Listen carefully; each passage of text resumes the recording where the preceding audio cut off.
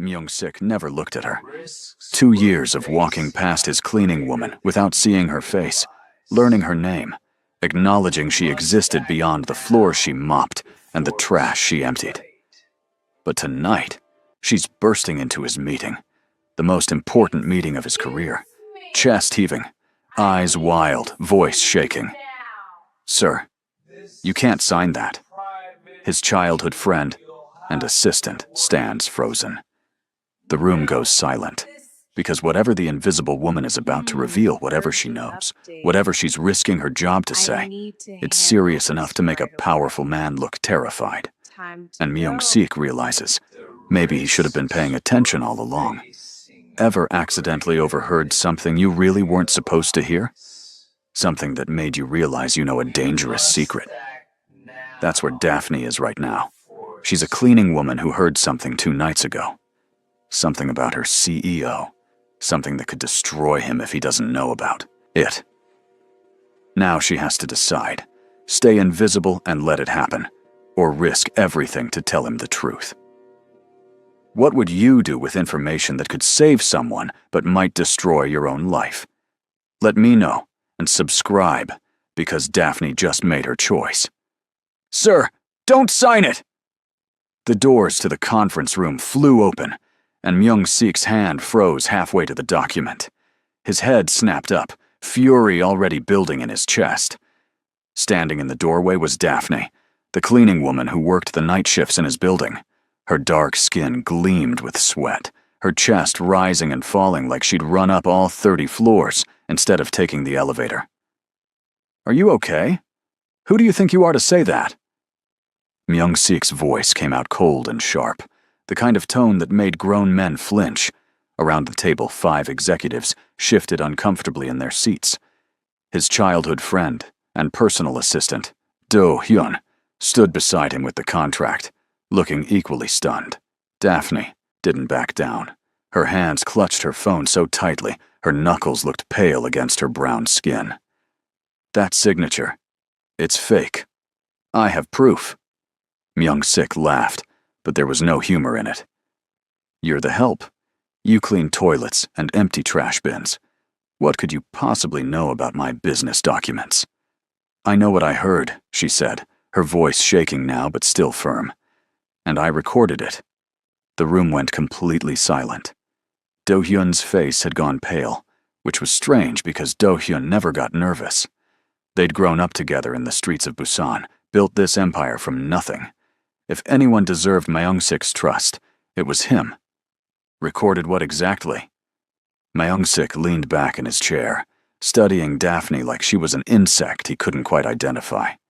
She wore the same navy blue cleaning uniform she always did, her hair pulled back in a simple bun. He'd passed her in hallways 100 times and never really looked at her. Just another employee, invisible. Daphne's thumb moved across her phone screen. 2 nights ago, I was cleaning the executive floor. The lights were off in Mr. Do-hyun's office, but I heard voices. He was on a video call. "So you eavesdropped?" Myung-sik's tone dripped with contempt. "That's grounds for immediate termination." "Maybe." She swallowed hard. "But you'll want to hear this before you fire me." Do-hyun finally found his voice. "Myung-sik, this is ridiculous. She's obviously trying to cause trouble. Let me escort her out." "No." Myung-sik held up one hand, still watching Daphne. Something in her eyes bothered him. She looked terrified. Sure, but also determined. Like she actually believed what she was saying. "Play it." Daphne's fingers trembled as she tapped her phone. A woman's voice filled the room first, tinny through the small speaker, but clear enough. "Baby, are you sure this will work? What if he notices?" Then Do-hyun's voice, unmistakable. "He won't notice anything. I've been practicing his signature for months. It's perfect. Once he signs off on this transfer tomorrow, the company assets will move through 3 shell corporations. By the time anyone realizes what happened, we'll be on a plane to California." The woman laughed. "I can't wait to be Mrs. Choi. Just a little longer, and we can start our new life. No more pretending. No more hiding." I know, Jinri. Just one more day. I've spent 20 years playing the loyal friend. But after tomorrow, we'll have enough money to live like royalty. And Myung-sik will have nothing. The recording ended. Myung-sik stared at the conference table, his mind working through what he'd just heard. Around him, the executives looked between him and Do-hyun, confused and alarmed. Do-hyun had gone completely white now, his mouth opening and closing without sound. "That's," Do-hyun finally managed. "That's fake. She edited it somehow." "Myung-sik, you can't actually believe—" "Jinri." Myung-sik spoke the name quietly, testing it. "That's your fiancé's name, isn't it? The one you told me about 3 months ago when you asked for time off to visit your dying aunt in Daegu." Do-hyun's silence was answer enough. Myung-sik stood slowly, and everyone in the room seemed to hold their breath. He picked up the document he'd almost signed, studying the signature line. His own signature, supposedly. He'd signed hundreds of documents just like this, trusting Do-hyun to prepare them correctly, trusting him with everything. "Get out," Myung-sik said softly. "Myung-sik, please, let me explain." "Get out!" The words exploded from him, echoing off the glass walls. "Take your things and leave this building. If you're still here in 10 minutes, I'll have security throw you onto the street." Do-hyun opened his mouth, closed it, then grabbed his briefcase and practically ran from the room.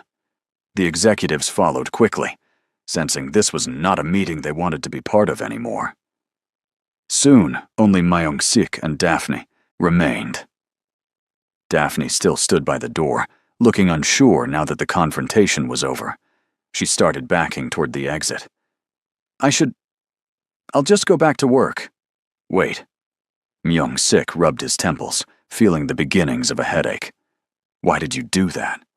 You could have minded your business. Probably should have, considering. Considering you've never treated me like a person?" Daphne finished his sentence, and there was an edge to her voice now. "Yeah, I know. You've walked past me every night for 2 years and never once looked at me. Not really." He had no answer for that because it was true. "So why help me?" he asked. Daphne shifted her weight from foot to foot, clearly uncomfortable. Because it wasn't right. What they were planning. And maybe you're not always nice, but you pay fair wages.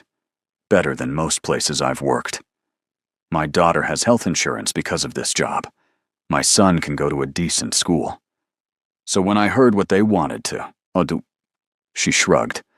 "I couldn't just let it happen."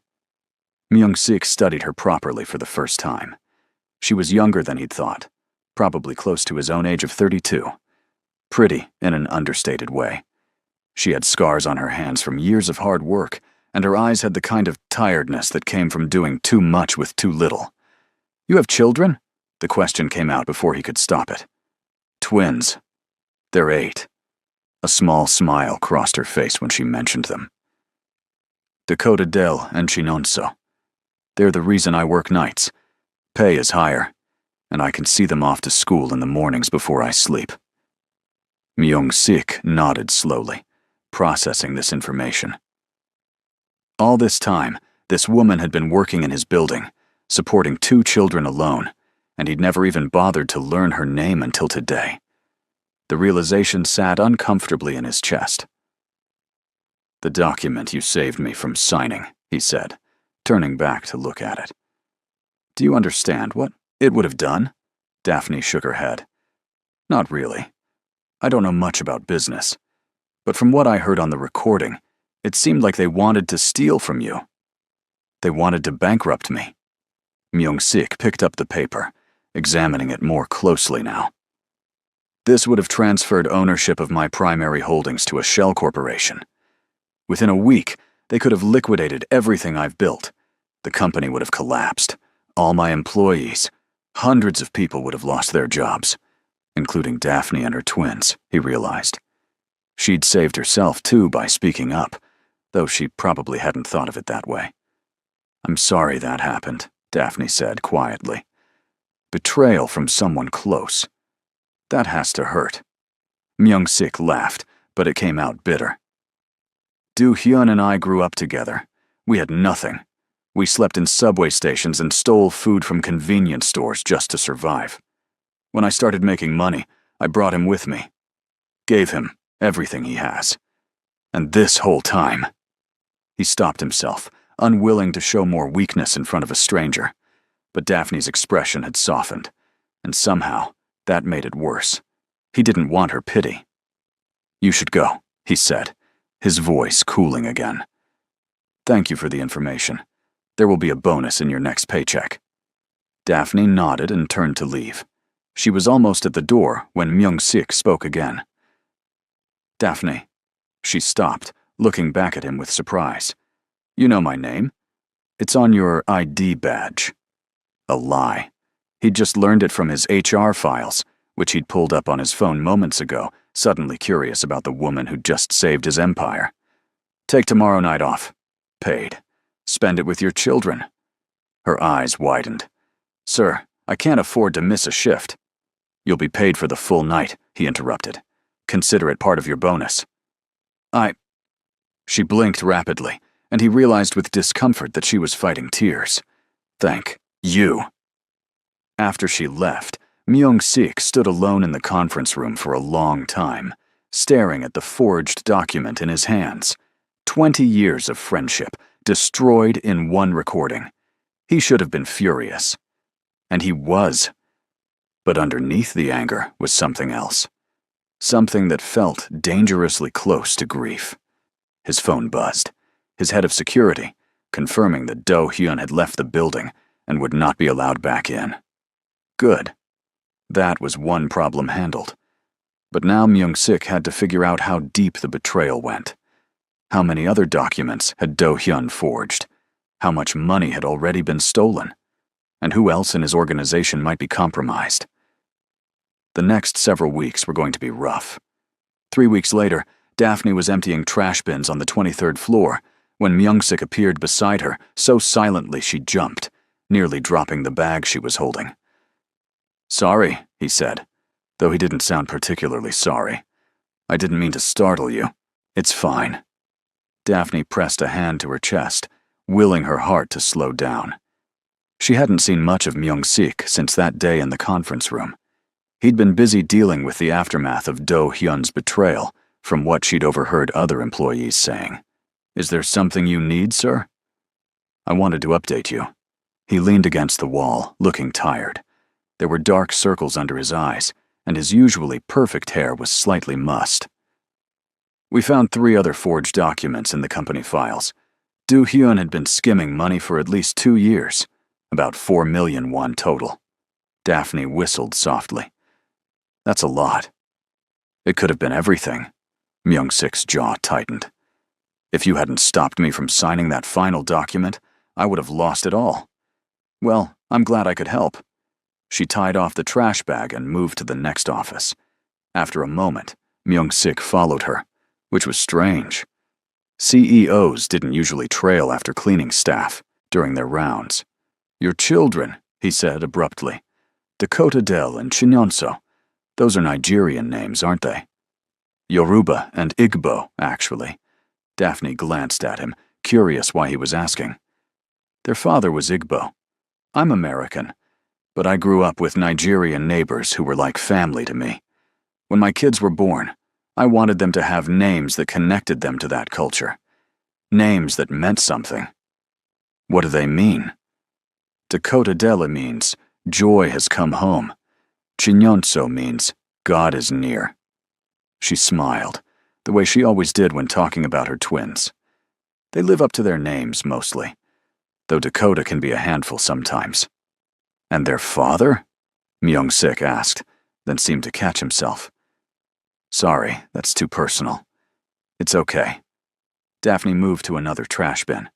"He died 4 years ago. Car accident. We weren't together anymore, but he was still a good dad to them. They miss him." "I'm sorry." The sympathy in his voice sounded genuine, which surprised her.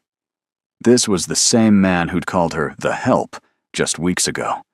Maybe almost losing everything had changed him a bit. "Why are you really here, Mr. Lee?" she asked, using his formal name. You could have sent me an email about the documents. Myung-sik was quiet for a moment. I wanted to thank you properly, not just with money. You saved me from something that would have destroyed everything I've worked for. That deserves more than a bonus. I don't need anything special. Have dinner with me. Daphne stopped walking and stared at him. Excuse me? Dinner. He looked uncomfortable now, like he hadn't meant to say it quite so bluntly. Nothing romantic, just... I want to do something nice for you. Let me take you to a good restaurant. As a thank you. This had to be some kind of joke. Men like Myung-sik didn't have dinner with women like her. They existed in completely different worlds. She cleaned toilets and mopped floors. He ran an empire. I don't think that's a good idea, she said slowly. Why not? Because, she struggled to put it into words. Because you're my boss. Because people will talk. Because we have nothing in common and would probably sit in awkward silence the whole time. So say no. Myung-sik shrugged, but she could tell he was bothered by her response. I just thought, never mind. It was a stupid idea. He started to walk away, and Daphne felt something twist in her chest. Pride, maybe. Or stubbornness. Or just the simple fact that no one had offered to take her to a nice restaurant in 4 years, and she was tired of always saying no to everything because of fear or practicality, or whatever other excuse she gave herself. Wait, she called after him. Myung-sik turned back, eyebrows raised. One dinner. But somewhere casual, okay? Not one of those fancy places where they charge $50 for 3 bites of food. A smile tugged at the corner of his mouth. It was small, barely there, but it transformed his whole face. I know a place. Thursday night? I can send a car for you. I'll meet you there. She wasn't about to give him her home address. Not yet, anyway. Fair enough. He pulled out his phone. Give me your number. I'll text you the details. They exchanged information, and then Myung-sik left, leaving Daphne alone with her trash bags and a growing sense that she'd just made either the best or worst decision of her life. Thursday came faster than Daphne expected. She'd told her neighbor, Mrs. Elena, that she needed help watching the twins for a few hours. Mrs. Elena had immediately started asking questions about where Daphne was going and whether there was a man involved, but Daphne had deflected. It's just a work thing, she'd said, which was technically true. You never dress up for work things, Mrs. Elena had pointed out, eyeing Daphne's nice jeans and the blouse she'd bought 3 years ago for a cousin's wedding and barely worn since. Now Daphne stood outside the restaurant Myung-sik had chosen, second-guessing everything. It wasn't fancy, thankfully. Just a small Korean barbecue place in a neighborhood she'd never visited before. Through the window, she could see families and couples gathered around tables, cooking meat over small grills. Myung-sik was already inside, sitting at a corner table. He saw her through the window and waved her in. You came, he said, when she sat down, and there was relief in his voice. You sound surprised. I thought you might change your mind. He handed her a menu. I ordered the basic set to start, but we can add more if you're hungry. Daphne studied the menu, trying to calculate prices in her head.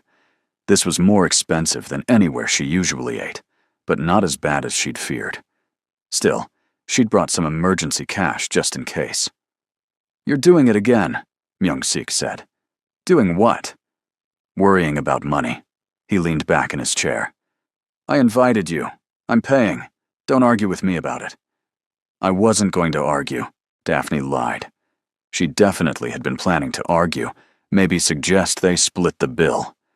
But something about the firm way he said it made her think he wouldn't budge. The food arrived quickly, and soon they were cooking meat over the grill between them. It was awkward at first, both of them hyper-aware of the silence, but then Myung-sik asked about her twins, and Daphne found herself relaxing, telling him about Dakota's obsession with dinosaurs and Chinyonso's talent for drawing. They sound like good kids, Myung-sik said. They are.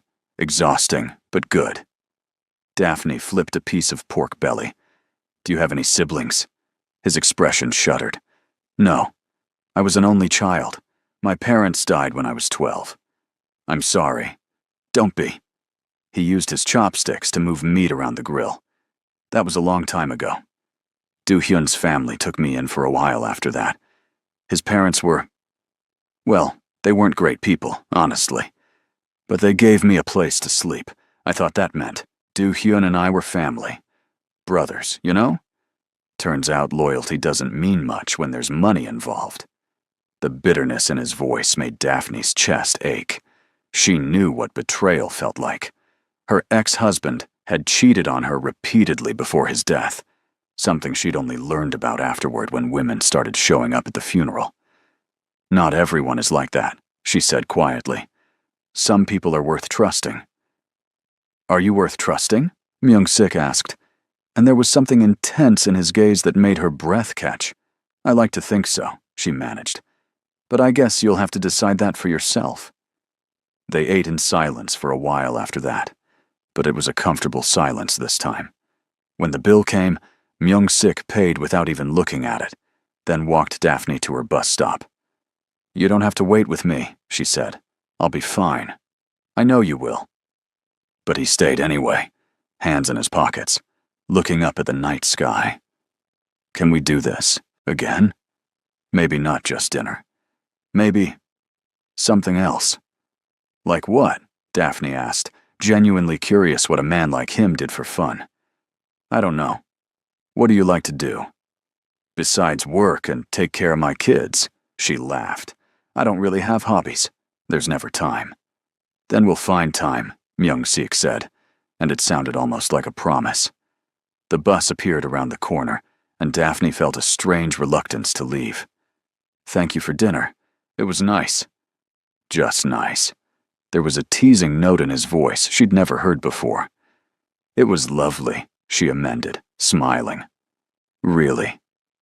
As the bus pulled away, she looked back through the window and saw him still standing there, watching her leave. And something warm bloomed in her chest, something she hadn't felt in a very long time. Hope. Maybe. 2 days later, Daphne arrived at work to find a package waiting for her in the staff locker room.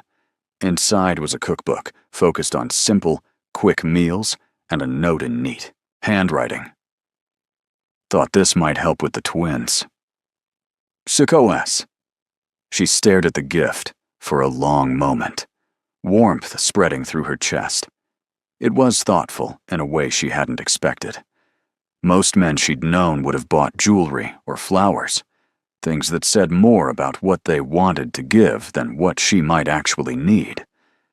But Myung-sik had somehow figured out that her life revolved around feeding 2 hungry 8-year-olds with limited time and money. The next week, he appeared at her workstation again, this time with a different proposal. There's a children's museum downtown, he said without preamble. I was thinking, maybe I could take you and the twins this weekend, if you're free. Daphne set down her cleaning supplies. You want to spend your Saturday at a children's museum? Is that strange? It's very strange. She studied his face, looking for signs of some hidden agenda, but found only genuine interest. Why? Because you said you never have time for hobbies, and because your kids deserve a fun day out. He shifted his weight, looking uncharacteristically uncertain. And maybe because I want to meet them. That last part caught her off guard. You want to meet my children? If that's okay with you. Daphne thought about it. On one hand, this was moving fast. On the other hand, they weren't dating or anything. Were they? It was just gratitude, right? A powerful man repaying a debt to someone who'd helped him. Except it didn't feel like that anymore. The way he looked at her, the way he remembered small details about her life, it felt like something else entirely. Okay, she heard herself say, Saturday afternoon. But I'm warning you now, 8-year-olds are loud and full of energy. There's no calm with those two. Myung-sik smiled, that small expression that made him look younger and less intimidating. I think I can handle it. Saturday arrived with perfect weather, and Myung-sik picked them up in a car that made Dakota and Chinonso's eyes go wide. Mama, is he rich? Dakota whispered loudly as they climbed into the back seat. Dakota, that's rude, Daphne hissed, but Myung-sik just laughed. It's okay. Yes, I have some money. But today is just about having fun, all right? The twins warmed up to him quickly, especially when he proved willing to crawl through the museum's tunnel exhibits and participate in the interactive science demonstrations. Daphne watched from the sidelines, her heart doing complicated things as she observed this powerful, usually cold man crouching down to examine a beetle with Chinonso or pretending to be scared when Dakota roared like a dinosaur. He's nice, Chinonso said quietly, appearing at Daphne's side while Dakota and Myung-sik were occupied with a pulley system. Do you like him? He's a friend, Daphne said carefully. But do you like him? Chinonso pressed, with the blunt persistence only an 8-year-old could manage. Daphne faltered. Did she? The truth was becoming harder to ignore. She looked forward to seeing Myung-sik. She thought about him when she should have been thinking about other things. And watching him now, laughing as Dakota tried to lift him with a lever, made something in her chest squeeze tight. Maybe, she finally admitted. A little bit. Chinonso grinned and ran back to join the others, leaving Daphne with her thoughts. Later, at a small restaurant near the museum, the twins chattered about everything they'd seen while demolishing their meals. Myung-sik mostly listened, asking questions here and there, and Daphne marveled at how patient he was, how present. Thank you, she said quietly, while the twins were distracted by their desserts. This was really kind of you. I enjoyed it, Myung-sik replied, and he sounded surprised by that fact. Your kids are great. You're doing a good job with them. I'm trying. She stirred her tea. It's hard sometimes doing it alone, but they make it worth it. You're stronger than you think. His hand moved across the table, stopping just short of touching hers. I hope you know that. Before Daphne could respond, Dakota knocked over his water glass, and the moment dissolved into chaos as they mopped up the spill. But the feeling lingered, warm and unsettling, all the way home. Over the next few weeks, Myung-sik became a regular presence in their lives. He'd show up with small gifts for the twins. Nothing extravagant, but always thoughtful. A set of colored pencils for Chinonso, a book about dinosaurs for Dakota. He started joining them for weekend outings, and Daphne found herself looking forward to Saturdays in a way she hadn't in years. But she was also careful not to let herself fall too hard. Men like Myung-sik didn't end up with women like her. She knew that. She'd learned it the hard way before. One evening, after he'd dropped them off at home, Mrs. Elena cornered Daphne in the hallway. That man is in love with you, the older woman said bluntly. He's not. We're just friends, Daphne protested. Friends don't look at each other the way you two do. Mrs. Elena patted her arm. But be careful, dear. Men from that world, they have complications. Daphne didn't know how right Mrs. Elena would turn out to be until 2 weeks later, when everything fell apart. She was at work, cleaning the executive floor, when she heard voices coming from the conference room. She should have walked past, should have minded her own business, but one of the voices sounded like Myung-sik, and without thinking, she paused. Mother, I already told you I'm not interested in arranged marriage. You're 32 years old, Myung-sik. An older woman's voice, sharp with impatience. It's time you settled down properly. Hye-jin comes from a good family, and she's willing to overlook your background. How generous of her, Myung-sik said dryly. Don't be flippant. I've already told the Kang family you'll meet with her next week. Consider it an obligation. I have obligations to my company, Mother, not to your social climbing. This is about the company. Marriage to Hye-jin would give you connections you desperately need, especially after that scandal with Do-hyun. People are talking, Myung-sik. They're questioning your judgment. A good marriage would stabilize things. Silence. Then Myung-sik sighed. Fine. One meeting, but I'm not promising anything. That's all I ask. Daphne backed away from the door, her heart hammering. An arranged marriage, meeting with some woman named Hye-jin. And Maung-sik hadn't said no, not really. He'd agreed to meet her. She felt stupid suddenly. All those weekends, those small gifts, the way he looked at her. She'd let herself believe it meant something. But of course it didn't. Men like Myung-sik married women from good families with connections and money. They didn't marry cleaning women with 2 kids and more debt than savings. The next Saturday, when Myung-sik called to make plans, Daphne made an excuse about the twins being sick. The Saturday after that, she claimed she had to work extra shifts. By the 3rd week, he stopped calling. Daphne threw herself into work, trying to forget about Myung-sik and the way his absence left a hollow ache in her chest. The twins asked about him constantly, wondering why their new friend had disappeared, and each question felt like a knife twisting deeper. "I miss Mr. Lee," Chin-yeon-so said one morning while Daphne packed their school lunches. "He promised to take me to the art supply store to get real canvas. I'm sure he's just busy, baby," Daphne replied, keeping her voice steady. "Important people have lots of responsibilities." "But he said he'd come back," Dakota chimed in, his face scrunched with confusion. "Did we do something wrong?" "No, of course not." Daphne pulled both twins into a hug. "You did nothing wrong. Sometimes grown-up friendships just change." She hated lying to them, hated even more that she was punishing them for her own hurt feelings. But what else could she do? Tell them that she'd been foolish enough to develop feelings for a man who was probably planning a wedding to someone more suitable right now.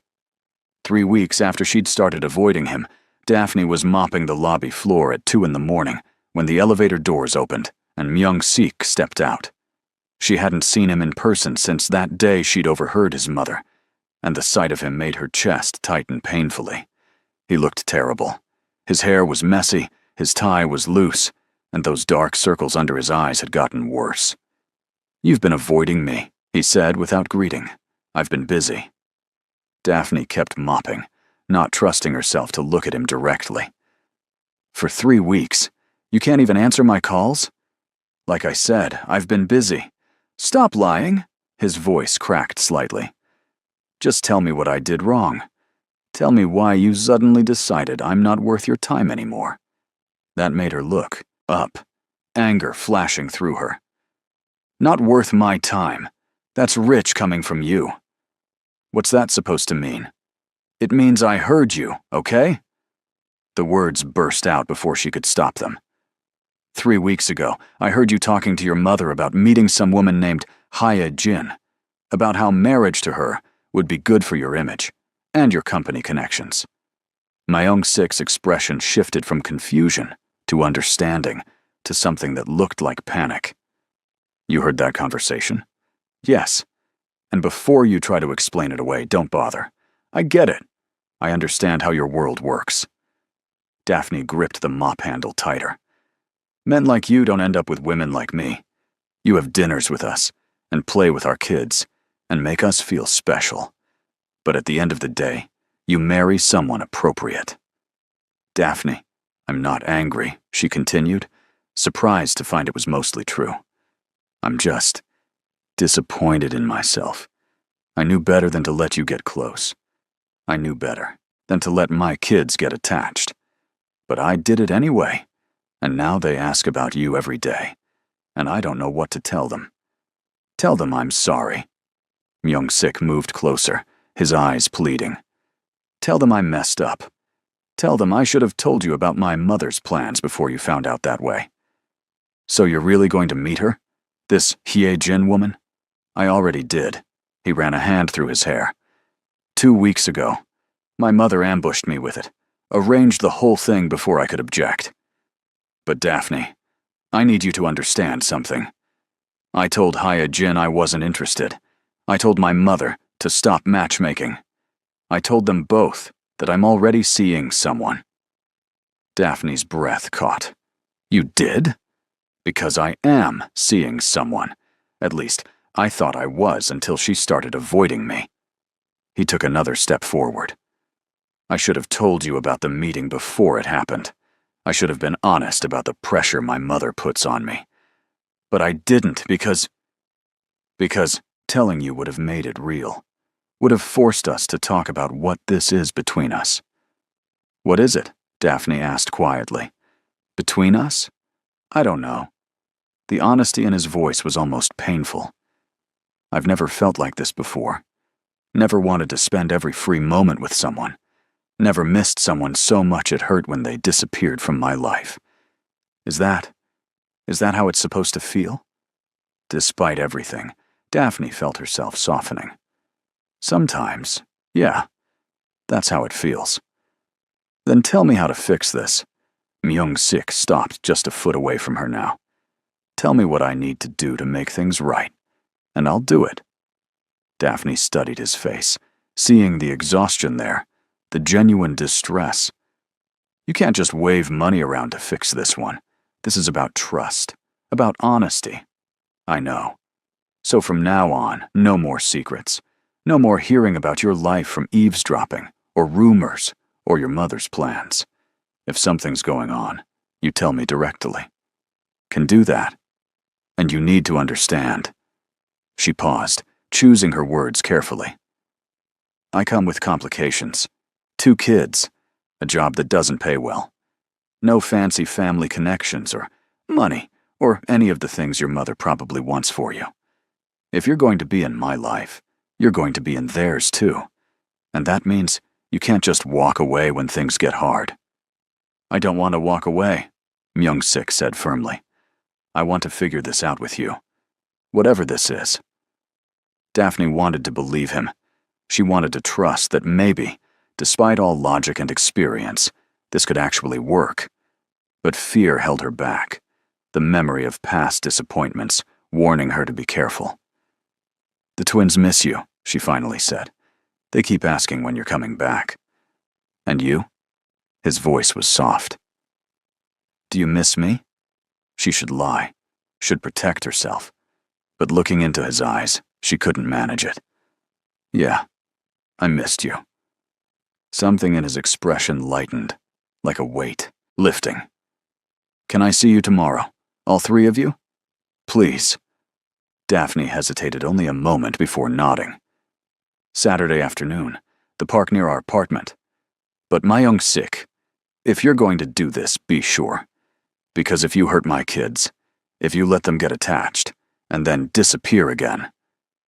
I won't, he interrupted. I promise you, I won't.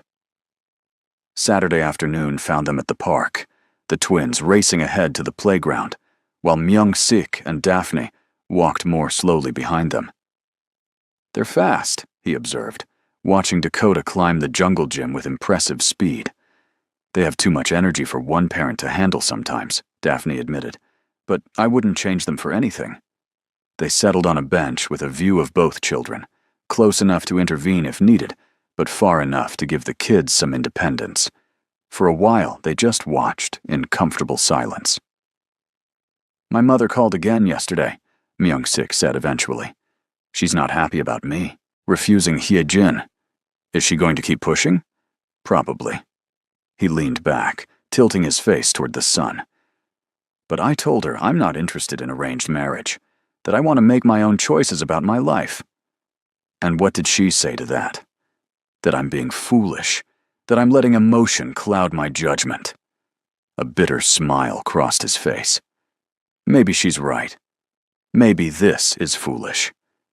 Is that what you think? Daphne asked quietly. He turned to look at her, and the intensity in his gaze made her heart skip. I think the foolish thing would be letting you go because I'm scared. I think the foolish thing would be choosing duty over whatever this could become.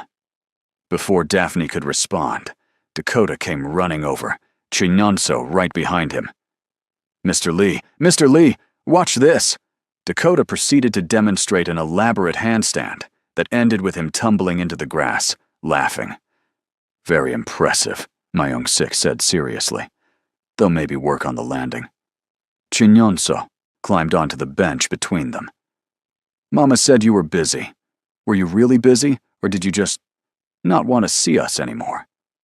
The blunt question made both adults freeze. Daphne started to intervene, but Myung-sik spoke first. "I was dealing with some complicated things," he told Chinonso honestly. "But I should have made time for you anyway. I'm sorry I disappeared like that." "It's okay." Chinonso leaned against him with the easy trust of children. "Mama gets really busy sometimes too. We understand." Dakota abandoned his handstands to join them, and soon both twins were talking over each other, filling Myung-sik in on everything he'd missed in the past 3 weeks. Daphne watched them, her heart full and aching at the same time. This could work, she thought. Maybe. If they were both willing to try. A month passed, and what had started as tentative rebuilding grew into something solid. Myung-sik became a fixture in their lives again, but this time things felt different. More intentional. He kept his promise about transparency, telling Daphne about every meeting with his mother, every business complication, every piece of his life that might affect their growing relationship. In return, Daphne let him in. Really in. She told him about her ex-husband's infidelities, about the shame and hurt that had followed her for years, about the nights she cried into her pillow after her kids were asleep, wondering if she'd ever be enough for anyone, about her fears of not being able to provide for Dakota and Chinonso the way they deserved. "You're more than enough," Myung-sik told her one evening after the twins had gone to bed. They were sitting on her small apartment balcony, the city lights spread out below them. For them. For me. Just more than enough. Daphne wanted to believe him, and slowly, day by day, she was learning to. Myung-sik started helping with small things that made a huge difference in her life. He'd show up on Wednesday evenings to watch the twins, so Daphne could sleep before her night shift. He fixed her broken washing machine without being asked. When Dakota got sick and needed to see a specialist, Myung-sik quietly arranged for the appointment and made sure Daphne's insurance covered everything. "You don't have to do all this," she'd protested. "I want to," he'd replied simply. "Let me help. Please." His mother continued to disapprove, but Myung-sik held firm. He stopped attending her matchmaking dinners and started bringing Daphne to company events instead. The first time she walked into a corporate function on his arm, wearing a dress he'd had delivered to her apartment, the stares had been intense. "They're all wondering what you're doing with me," Daphne had whispered, acutely aware of being the only black woman in a room full of Korean elite. "They're wondering how I got lucky enough to have you agree to come with me," Myung-sik had corrected, his hand firm on her back. "Ignore them. You belong here just as much as anyone." But belonging was complicated. Daphne couldn't shake the feeling that she was playing dress-up in someone else's life. Even as things between her and Myung-sik deepened, even as her kids grew more attached to him, part of her waited for the other shoe to drop. It happened on a Tuesday evening. Myung-sik was supposed to meet them for dinner, but he called at the last minute to cancel. "I'm sorry," he said, and he sounded rushed. "Something came up at work. I'll make it up to you this weekend, I promise." "It's fine," Daphne said, trying to ignore the disappointment in the twins' faces. "We understand." But when she got to work that night, she saw Myung-sik's car still in the parking garage. Odd, since he'd said he had an emergency meeting across town. Out of curiosity more than suspicion, she took the elevator up to his floor. His office door was open, and through it, Daphne could see him standing close to a beautiful woman in an expensive business suit. Too close. The woman laughed at something he said, touching his arm in a way that made Daphne's stomach drop. This was it. The moment she'd been bracing for. The moment when she'd discovered this had all been temporary. Just a diversion for a rich man looking for something different before returning to his real life. She started to turn away, but Myung-sik must have sensed movement because his head snapped up. His eyes widened when he saw her. "Daphne, wait." But she was already walking away, heading for the stairs because she couldn't bear to wait for the elevator. She made it 3 floors down before he caught up with her. "Please, just stop and let me explain," he panted. "Explain what?" Daphne kept walking. "That I'm an idiot for thinking this could actually work? That I should have trusted my instincts and stayed away from you?" "That was Jiwon, my lawyer." Myung-sik grabbed her arm gently, making her stop. She was helping me with something important. At 8 at night, looking like that? Looking like what? Professional? He stepped in front of her, blocking her path. "Daphne, I swear to you, nothing is going on with Jiwon. She was here late because I asked her to draft something for me. Something I wanted to surprise you with. What kind of surprise requires you to stand that close to another woman? The kind where I'm setting up a trust fund for Dakota and Chinonso." The words came out in a rush. "For their education. For their future." Ji-won was showing me the documents on her tablet, and I was reading over her shoulder. That's all it was. Daphne stared at him, the anger draining away and leaving confusion in its wake. "You're... what?" "Setting up trust funds. For the twins." He looked nervous now, uncertain in a way she rarely saw. "I know I should have talked to you about it first, but I wanted it to be a surprise. I wanted to give them something that would guarantee their future, no matter what happens." Myung-sik, she didn't know what to say. It was too much, too generous, too everything. "Is it okay?" he asked.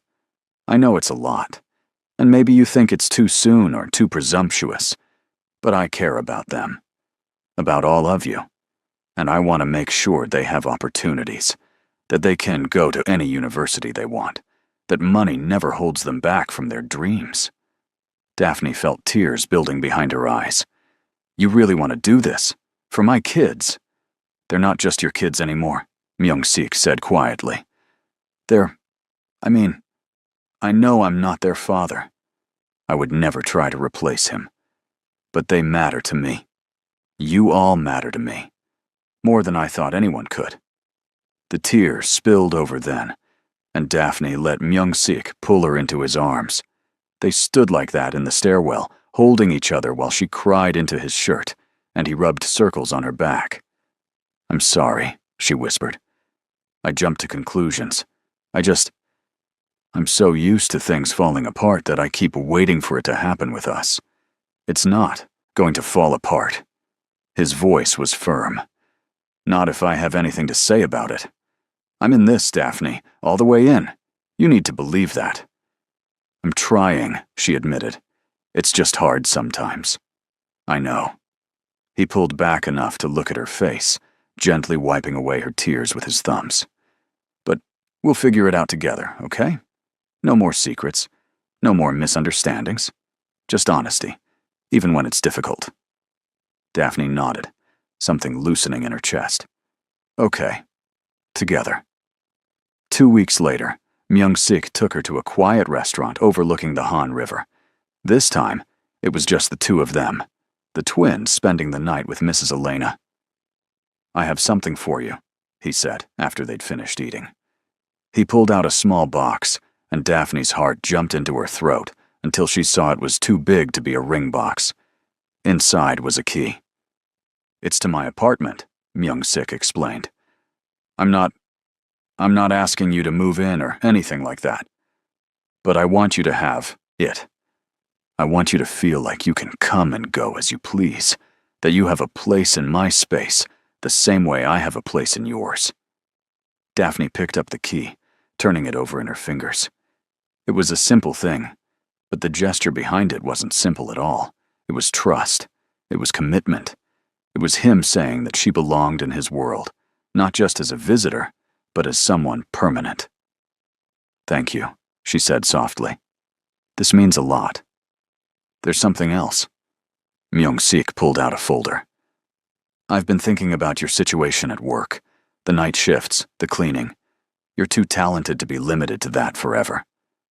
"I'm not really talented at anything except scrubbing floors and keeping my kids alive," Daphne said, trying for humor, but not quite managing it. "That's not true. You have an eye for detail that's incredible. You notice things other people miss. That's how you saved my company, remember? He pushed the folder toward her. I want to offer you a position. Daytime hours. Better pay. Full benefits. You'd be working in facilities management, overseeing the cleaning and maintenance teams instead of doing it yourself.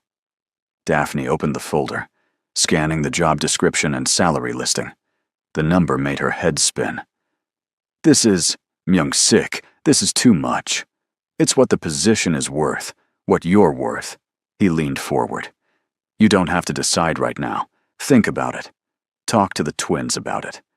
But I want you to know the option is there. I want you to have choices, not just obligations. Daphne closed the folder, her heart full. You keep doing things like this, and I might start thinking you're serious about me. I am serious about you. His hand covered hers on the table. More serious than I've ever been about anyone. I know it's fast, and I know it's complicated. But I can't pretend I don't feel this way anymore. I can't pretend you're not the first person I think about in the morning, and the last person I think about at night. I can't pretend my life doesn't feel better, more complete, with you in it. The words hung between them, heavy with meaning. Daphne knew she should probably play it cool, should protect herself a little longer. But looking at Myung-sik's face, seeing the vulnerability there, she couldn't manage it. I feel the same way, she admitted. And it terrifies me. Me too, he smiled, squeezing her hand. But maybe that's okay. Maybe being terrified together is better than being safe and alone. Maybe, Daphne agreed, squeezing back. Probably, definitely, actually. 3 months later, Daphne stood in Myung-sik's apartment. Her apartment now too, she supposed, since she'd accepted his key and used it regularly. She was setting up dinner while he helped the twins with their homework at the dining table, and the scene was so domestic, it made her chest ache with something that felt dangerously close to complete happiness. Things weren't perfect. Myung-sik's mother still made her disapproval clear at every opportunity. Some of his business associates still looked at Daphne like she didn't belong. And there were days when the cultural differences between them felt vast and unbridgeable. But they were making it work. Slowly, imperfectly, but genuinely. Daphne had taken the job in facilities management, and it turned out Myung-sik was right. She was good at it. She had a knack for organizing systems and managing people, for seeing inefficiencies and fixing them. Her team respected her, and she'd already implemented several changes that saved the company money while improving working conditions. The twins had adjusted to having Myung-sik around constantly. He attended their school events, helped with homework, and let them teach him about dinosaurs and art with endless patience. He wasn't trying to replace their father, but he was carving out his own space in their lives, and they loved him for it. "Mama, Mr. Lee says we can get a dog," Dakota announced, looking up from his math worksheet. Daphne shot Myung-sik a look. "Mr. Lee said that, did he?" "I said we could discuss the possibility of perhaps considering getting a dog at some point in the distant future," Myung-sik corrected with a grin. "That's not what you said," Chinonso chimed in. "You said yes." "I've been outvoted," Myung-sik told Daphne, not looking particularly sorry about it. She rolled her eyes but couldn't help smiling. This was her life now. Chaotic and messy and full of love she'd never expected to find. It still scared her sometimes, the intensity of what she felt for this man who'd entered her world so unexpectedly. But the fear was getting smaller, crowded out by trust and joy, and the simple comfort of knowing she didn't have to face things alone anymore. After dinner, after the twins were in bed, Myung-sik pulled Daphne out onto the balcony of his apartment. The city sprawled below them, millions of lights in the darkness. "I have something to tell you," said, and the seriousness in his tone made Daphne's stomach clench. "If this is bad news, maybe save it for tomorrow," she joked weakly. "It's not bad news. At least, I hope it isn't." He took her hands in his.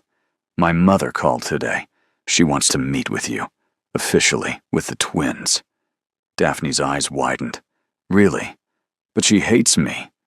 She doesn't hate you. She's wary, protective, worried I'm making a mistake. He squeezed her hands. But I told her that you're not going anywhere, that I'm committed to this, to us, and she needs to accept that.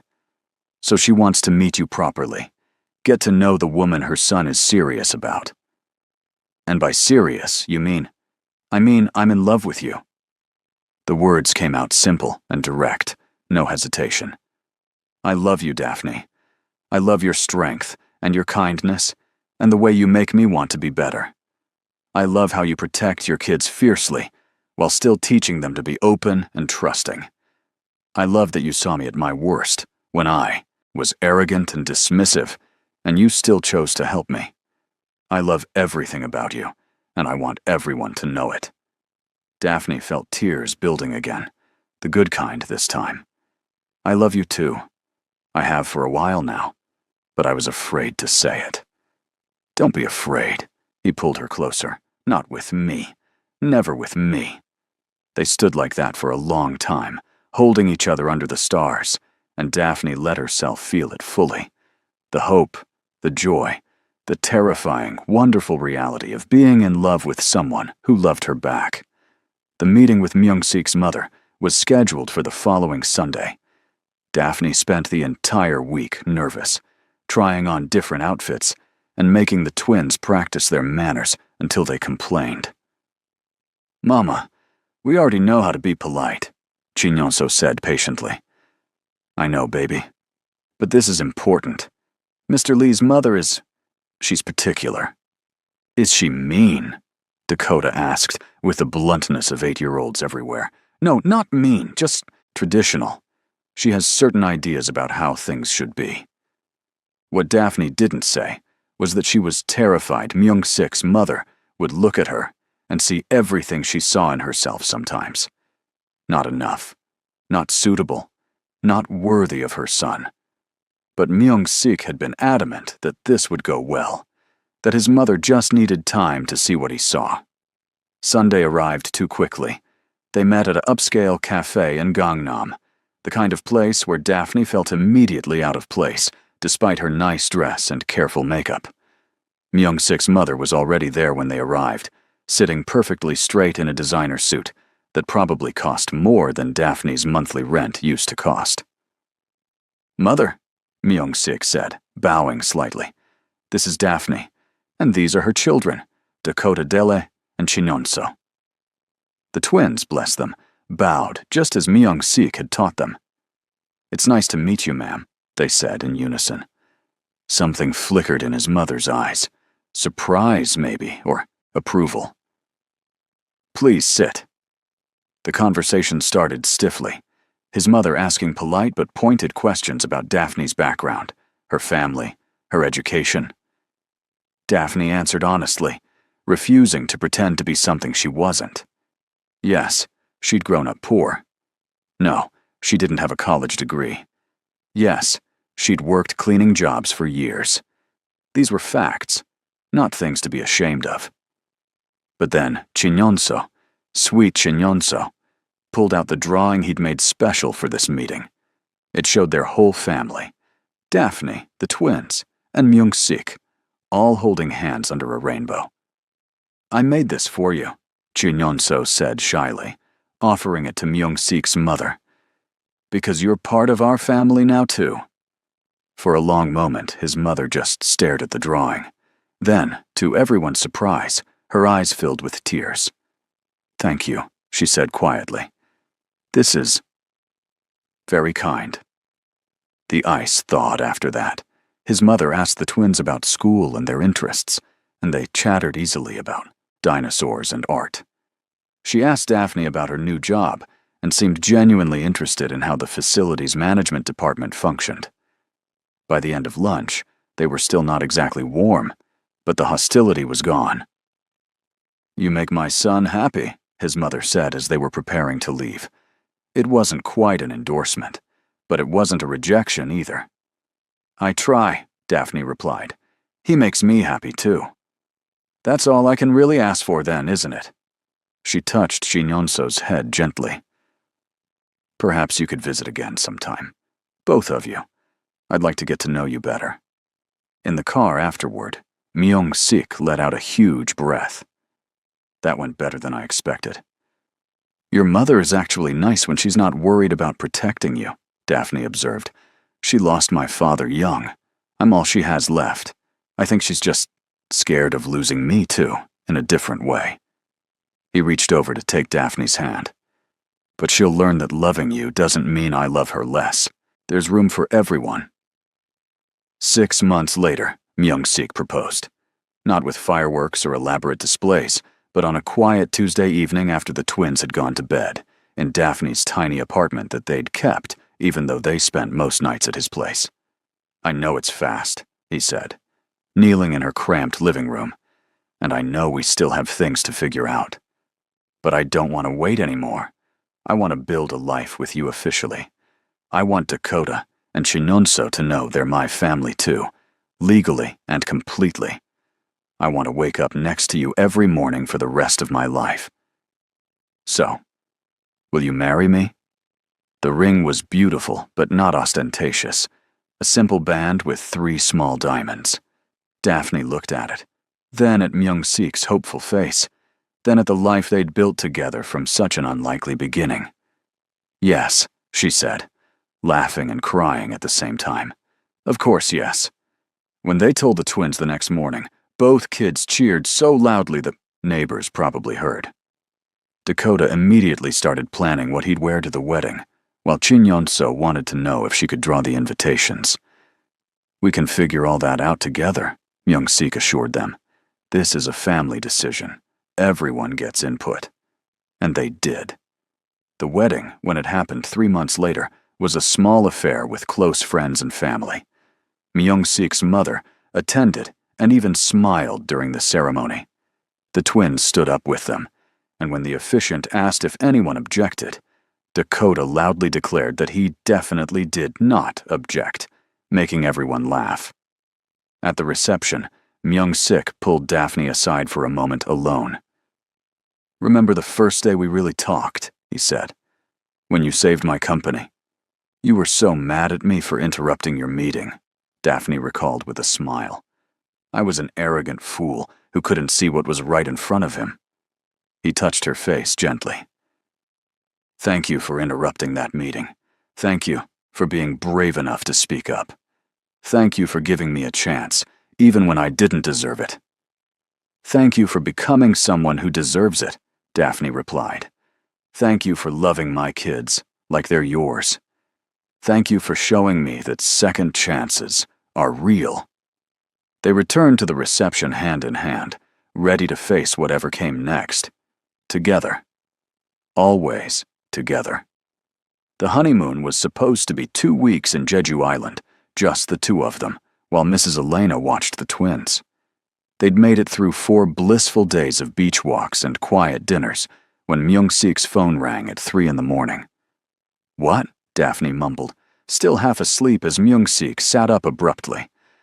I have to go back to Seoul, he said, already pulling on clothes. There's a problem at the company. What kind of problem?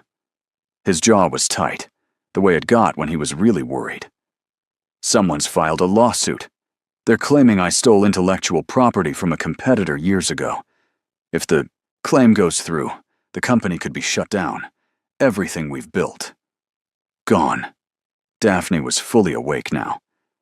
But you didn't steal anything, right? No, of course not. But something in his voice made her pause. Myung-sik? He sat back down on the bed, running both hands through his hair. There was a project, about 5 years ago. Do-hyun and I were working on a new security software. He told me he'd developed it from scratch, and I believed him. But if he actually stole the base code from somewhere else, and I signed off on it, then they'd come after you, not him. Exactly. Myung-sik looked at her, and she saw fear in his eyes. Real fear. Daphne, this could destroy everything. The company, my reputation, the trust funds I set up for the twins. If I'm found guilty of corporate theft, they could seize all my assets. Daphne's mind was already working. Do-hyun. He's behind this somehow, isn't he? I don't know. Maybe. He disappeared after I fired him, and no one's seen him since. Myung-sik stood again, pacing. I have to get back to Seoul and figure this out. I'm sorry. I know we just got married. Stop apologizing and pack, Daphne interrupted. We're going back together. You're not facing this alone. But the twins will be fine with Mrs. Elena for a few more days. You need me there, and I'm going to be there. That's what marriage means. Remember? Together. They caught the first ferry back to the mainland and drove straight to Seoul. Myung-sik's lawyers were already assembled in his office when they arrived, looking grave. It's worse than we thought, Ji-won said without preamble. The company claiming theft is BK Technologies. They have documentation that their lead developer, Park Min-soo, created the base code for the security software. And they have proof that Do-hyun worked there briefly before joining your company. So Do-hyun stole it, Myung-sik said. That's what it looks like, but you signed the patents as CEO. Legally, you're responsible for verifying the originality of any intellectual property your company claims. Ji-won pushed a stack of papers across the desk. They're demanding either full ownership of the software and all profits derived from it, or 200 million won in damages. Daphne's stomach dropped. That was enough to bankrupt the company. There has to be something we can do, she said. Some way to prove Myung-sik didn't know the code was stolen. We're working on it, Ji-won assured her. But unless we can find Do-hyun and get him to confess, or unless we can prove the timeline doesn't match up somehow. Wait, Daphne's mind was racing, pulling up memories. When did Do-hyun supposedly steal this code? Ji-won checked her files. According to BK Technologies, he worked there from March to August 5 years ago. The code in question was developed in July of that year. And when did he bring the project to you? Daphne asked Myung-sik. September. He came to me in September with the initial proposal. Myung-sik frowned. Why? Because I remember something. Daphne pulled out her phone, scrolling frantically. After we first started talking, I got curious about Do-hyun, looked him up online, just casual research. And I remember seeing something about him winning an award for programming innovation. Let me find it. She found the article after a few minutes of searching. Here. Do-hyun won a regional programming competition in June of that year. 5 years ago. The award was for innovative security code development. There's a picture of his winning project. Ji-won leaned forward. Let me see that. Daphne handed over her phone, and the lawyer's eyes widened as she read. This is the same code, or at least the foundation of it, which means Do-hyun developed it before he even worked at BK Technologies, not after. So he didn't steal it from them, Myung-sik said slowly. They stole it from him? Or he sold them early versions of it then, continued developing it on his own after he left. Ji-won was already typing rapidly on her laptop. Either way, this proves the intellectual property originated with Do-hyun, not with BK Technologies, which means their lawsuit is baseless. Hope flared in Daphne's chest. So Myung-sik is in the clear? Not quite yet. We still need to prove Do-hyun gave Myung-sik permission to use and patent the code, and that Myung-sik had no knowledge of any agreements Do-hyun might have had with BK Technologies. Ji-won looked at Myung-sik. Do you have any documentation from when Do-hyun first presented this project? Myung-sik thought for a moment. There should be emails. And, wait, he gave me a signed statement transferring all rights to any code he developed while employed by my company. It was standard procedure for all employees. I'd have to find it in the archives, but it should be there. Find it, Ji-won ordered. Because if you have that signature, combined with this competition win, proving prior art, we can not only dismiss the lawsuit, but potentially countersue BK Technologies for attempted fraud. The next 3 days were a blur of document searches and legal preparations. Daphne barely left Myung-sik's side, helping to sort through old files and making sure he ate and slept. She also made some calls of her own, reaching out to the few contacts she'd developed since starting in facilities management. "I need everything you can find on Do-hyun's current whereabouts," she told Myung-sik's head of security, "and I need to know if anyone from BK Technologies has been in contact with him recently." "Why?" Myung-sik asked when she hung up. "Because this lawsuit didn't come out of nowhere," Daphne said. "The timing is too convenient. We just got married, you're happy, everything's going well, and suddenly this appears? Do-hyun is vindictive enough to want revenge." She was right. 2 days later, security found evidence that Do-hyun had been corresponding with executives at BK Technologies, feeding them information and encouraging them to file the lawsuit. More than that, they found proof that Do-hyun had promised BK Technologies a cut of any settlement money in exchange for their cooperation in his scheme. "He's not just trying to destroy me," Myung-sik said, staring at the evidence. "He's trying to profit from it." "Not anymore," Ji-won said with satisfaction. "With this evidence, plus the competition documentation and your employee agreement, we have everything we need. BK Technologies will drop the lawsuit as soon as we show them what we have. They won't want to risk being charged with conspiracy to commit fraud." She was right. Within a week, BK Technologies not only dropped the lawsuit, but issued a public apology. Do-hyun, facing potential criminal charges, fled the country.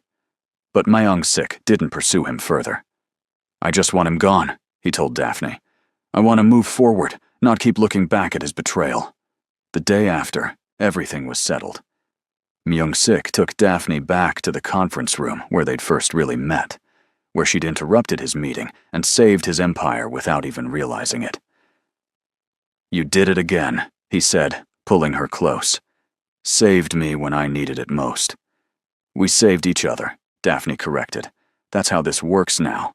We're a team. The best team." He pressed a gentle touch to her forehead. "I love you. I love how smart you are, how brave. I love that you see things other people miss. I love that you never gave up on me, even when I gave you reasons to." "I love you too," Daphne said. "Now, can we please go home to our kids? I miss them." They picked up the twins from Mrs. Elena's apartment, and Dakota immediately launched into a detailed explanation of everything they'd done while their parents were gone. Chinyonso showed them 6 new drawings, each one more elaborate than the last. That night, all 4 of them piled onto the couch in Myung-sik's apartment. Their apartment now, officially, since Daphne had finally agreed to move in completely. The twins fell asleep during the movie, and Myung-sik carried them one by one to their rooms. "This is nice," he said when he returned, settling back beside Daphne. "Just normal family stuff." "Normal is underrated," Daphne agreed, leaning against him. "I spent so long thinking I needed excitement or drama or something bigger than this. But this is everything." "Everything," Myung-sik echoed, wrapping his arms around her. "And it's ours. No one can take it from us."